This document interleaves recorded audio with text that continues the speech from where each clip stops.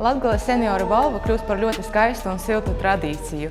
Tā ir iespēja un laiks pateikties tiem cilvēkiem, kuri dara mūsu ikdienu labāku un dara to klusi un ar lielu sirdi. Šogad mēs bijām saņēmuši vairāk nekā 50 pieteikumus balvai, un tas bija ļoti patīkams pārsteigums.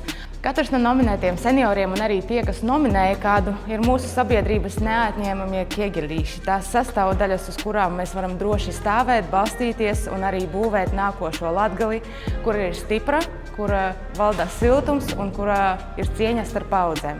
Gudinoti seniori, pamanīti, redzēti, dzirdēti, kas var labāks būt par šo. Laikam pirmais iespējas par šo pasākumu ir, ka tiešām mums ir ļoti daudz aktīvu iedzīvotāju, aktīvu senioru, kas rūpējas par savu kopienas attīstību. Tiešām ir ļoti interesantas idejas tajos piemēros, ko es noskatījos. Man ir prieks, ka, piemēram, seniori izdomā arī nokrāsot pieturu.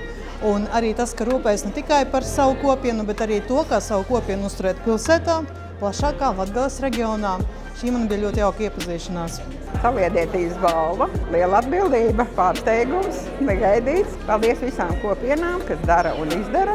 Vēlējums, lai 2026. gadā tādu kopienu būtu vairāk.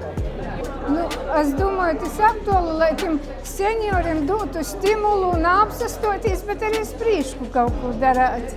Ka viņi tomēr var kaut ko palīdzēt jaunajiem. Es tiešām domāju, ka man ir tagad atkal jāstrādā kādu laiciņu un jāturpina viss. Kaut gan man balva par izglītošanu, ja? Bet es uzskatu, ka senioriem ir satikšanās prieks pats galvenais. Un mūsu biedrībā seniori satiekas, vingro, dažādus ciemiņus, sagaida informāciju, jo tas viss ir излитошина. Ļoti paldies par балву. Так же, как и в прошлом году, я очень рада тому, что в мероприятии участвуют люди разных поколений. И вот это сотрудничество, это может быть какая-то притирка друг к другу. И разные методы, разные способы коммуникации идет во благо и молодым, и людям возрастов сeniorов. Esmu patīkami pārsteigta, cik mums seniori ir patīkami, cik viņi ir aktīvi, cik viņi ir jautri un vispār cik daudz emociju šodien mēs saņēmām no tik liela daudzuma cilvēku.